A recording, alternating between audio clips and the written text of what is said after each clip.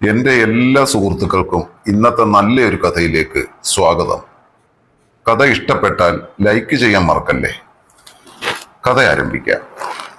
എൻ്റെ പേര് വിനോദ്. വീട്ടിലാണെങ്കിൽ അച്ഛൻ, അമ്മ, ഒരനിയൻ, ഇവരൊക്കെയാണ് എൻ്റെ കുടുംബം. അച്ഛൻ മേശരിയാണ്. മേശരി എന്ന് പറഞ്ഞാൽ ഹെഡ് മേശരി.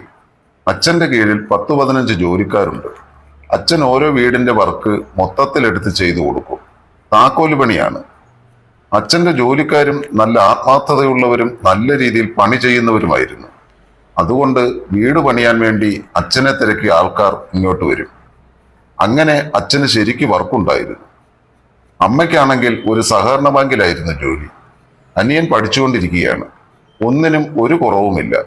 കാരണം അച്ഛനും അമ്മയ്ക്കും കൂടി നല്ല വരുമാനമായിരുന്നു. അച്ഛന് വലിയ വിദ്യാഭ്യാസമൊന്നും ഉണ്ടായിരുന്നില്ല. അമ്മയാണെങ്കിൽ ഡിഗ്രിയൊക്കെ കഴിഞ്ഞതാണ്.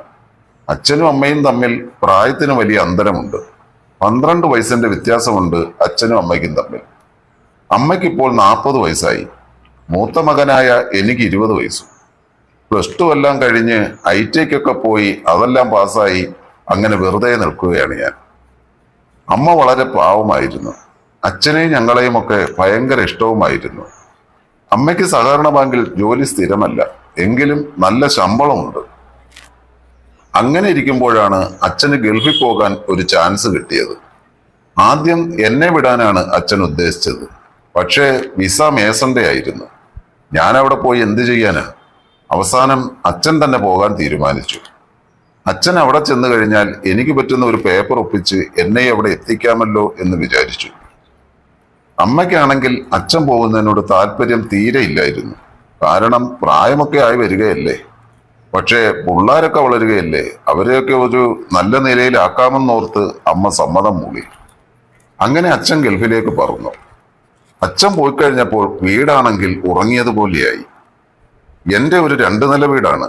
ആവശ്യത്തിന് മുറികളും ഒക്കെയുള്ള ഒരു വലിയ വീട്. എൻ്റെയും അനിയൻ്റെയും മുറി മുകളിലായിരുന്നു. അമ്മ കിടക്കുന്നത് താഴത്തെ നിലയിലാണ്.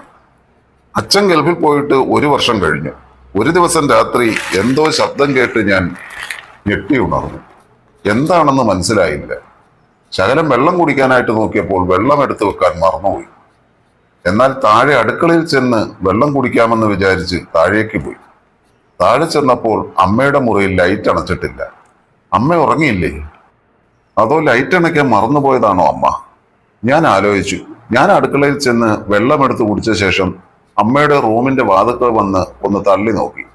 അത് അകത്ത് നിന്ന് കുറ്റിയിട്ടിരിക്കുകയാണ്. ഞാൻ താക്കോൽ പഴുതിലൂടെ വെറുതെ അകത്തേക്ക് നോക്കി. ഞാൻ അവിടെ കണ്ട കാഴ്ച ഞാൻ ഞെട്ടിപ്പോയി. അമ്മ ലാപ്ടോപ്പിൽ എന്തോ കണ്ടുകൊണ്ട് കൈകൊണ്ട് എന്തൊക്കെയോ ചെയ്യുന്നു. ഞാൻ പെട്ടെന്ന് അവിടെ നിന്ന് അങ്ങ് പോയി. എൻ്റെ റൂമിൽ കയറി കിടന്നു. അച്ഛൻ പോയിട്ട് 1 വർഷമായില്ലേ, അവർക്കും ആഗ്രഹങ്ങളൊക്കെ കാണില്ലേ. അങ്ങനെയൊക്കെ ചിന്തിച്ച് എപ്പോഴോ ഞാൻ കിടന്നുറങ്ങിപ്പോയി. രാവിലെ എഴുന്നേറ്റ് ചായ കുടിക്കാനായി ഞാൻ അടുക്കളയിലേക്ക് ചെന്നു. എനിക്കാണെങ്കിൽ അമ്മയുടെ മുഖത്ത് നോക്കാൻ ഒരു ബുദ്ധിമുട്ട് പോലെ. അമ്മ എന്നെ കണ്ട് "ആ, പുത്രൻ എഴുന്നേറ്റോ?" എന്ന് ചോദിച്ചുകൊണ്ട് ചായ ഒഴിച്ചു തന്നു. ഞാനൊന്നും മിണ്ടാതെ ചായയും വാങ്ങി ഡൈനിങ് ടേബിളിന്റെ കസേരയിൽ വന്നിരുന്ന് ചായ കുടിച്ചു. അപ്പോഴും എൻ്റെ മനസ്സിൽ തലേ രാത്രിയിൽ അമ്മയുടെ മുറിയിൽ അമ്മ കാണിച്ച ചേഷ്ടകളായിരുന്നു. അങ്ങനെ കുറെ നാൾ കഴിഞ്ഞു. അച്ഛന് ഗൾഫിൽ നല്ല ജോലിയാണ്. അതുകൊണ്ട് നല്ല ശമ്പളവുമുണ്ട്. അമ്മയുടെ ജോലിയാണെങ്കിൽ 6 മാസം കഴിഞ്ഞപ്പോൾ തീർന്നു. ഇപ്പോൾ വീട്ടിൽ തന്നെയാണ്. വീട്ടിൽ പാചകവും പിന്നെ 10-25 കോഴിയും ഒക്കെയായി കഴിയുന്നു. ഇപ്പോൾ അമ്മ കുറച്ച് മോഡേണൊക്കെയായി. ചിലപ്പോൾ കാണാം പുരികമൊക്കെ പ്ലക്ക് ചെയ്ത് വെച്ചിരിക്കുന്നത്.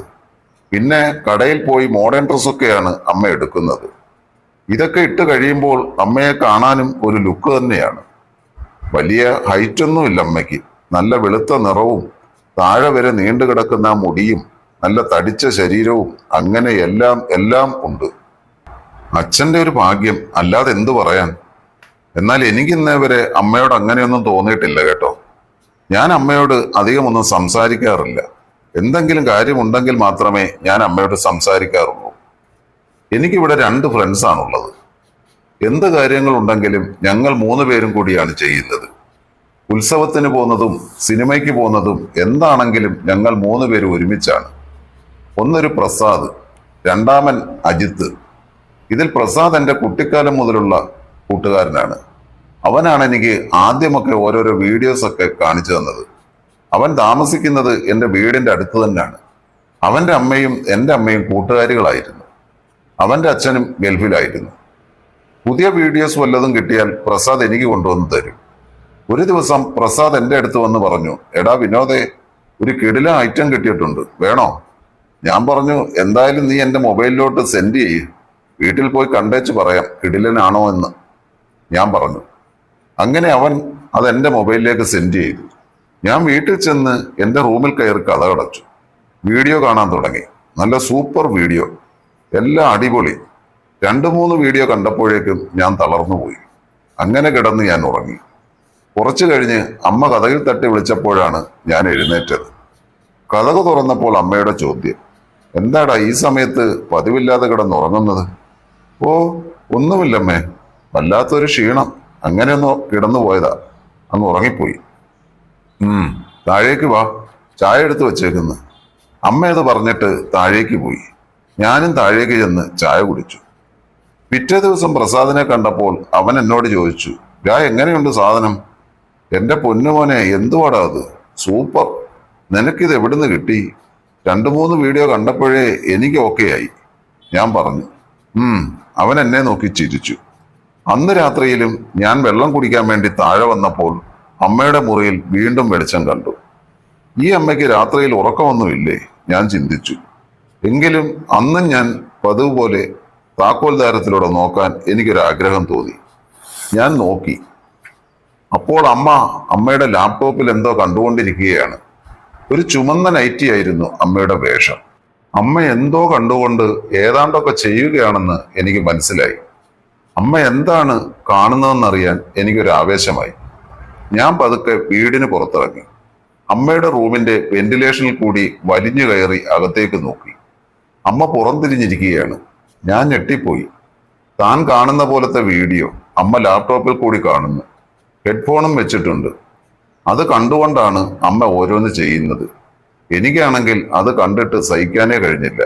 അത്രയ്ക്ക് മനോഹരമായിരുന്നു ആ കാഴ്ച. ആ കാഴ്ച കണ്ട് ഞാനും ഏതാണ്ടൊക്കെ അങ്ങ് ചെയ്തു. പെട്ടെന്നാണ് കാര്യം കഴിഞ്ഞത്. കാര്യം കഴിഞ്ഞപ്പോൾ എനിക്ക് കുറ്റബോധമായി. ഞാൻ റൂമിൽ വന്ന് കിടന്നു. അങ്ങനെ ഒരു വ്യാഴാഴ്ച ദിവസം ഞാൻ വീട്ടിൽ നിൽക്കുകയാണ്. അനിയൻ ക്ലാസ്സിന് പോയി. രാവിലെ ചായ കുടിച്ചുകൊണ്ടിരുന്നപ്പോൾ അമ്മ പറഞ്ഞു, എനിക്ക് വീട് വരെ ഒന്ന് പോകണം, അമ്മയ്ക്ക് തീരെ വയ്യ, അമ്മയും കൊണ്ടൊന്ന് ഹോസ്പിറ്റലിൽ പോകണം. അമ്മൂമ്മയുടെ കാര്യമാണ് അമ്മ പറഞ്ഞത്. അമ്മൂമ്മയ്ക്ക് ഇടയ്ക്കിടയ്ക്ക് മുട്ടിന് വേദന വരും. അമ്മയാണ് ചെന്ന് ഹോസ്പിറ്റലിൽ കൊണ്ടുപോകുന്നത്. ശരിയമ്മേ, നേരത്തെ എത്തണേ, ഞാൻ പറഞ്ഞു. ഒരു 10 മണിയായപ്പോൾ അമ്മ പോയി. അപ്പോഴാണ് ഞാൻ അമ്മയുടെ ലാപ്ടോപ്പിനെ കുറിച്ച് ഓർത്തത്. അതിൽ എന്തൊക്കെ ഉണ്ടെന്ന് കാണാൻ എനിക്ക് ജിജ്ഞാസയായി. ഞാൻ പോയി നോക്കി. ആദ്യം അലമാര തുറന്നു നോക്കിയപ്പോൾ നിറയെ അമ്മയുടെ തുണികളായിരുന്നു. തുണികളുടെ ഇടയിലിരിക്കുന്ന സാധനം കണ്ട് ഞാൻ ചിരിച്ചു. മൈക്ക് പോലത്തെ ഒരു സാധനം.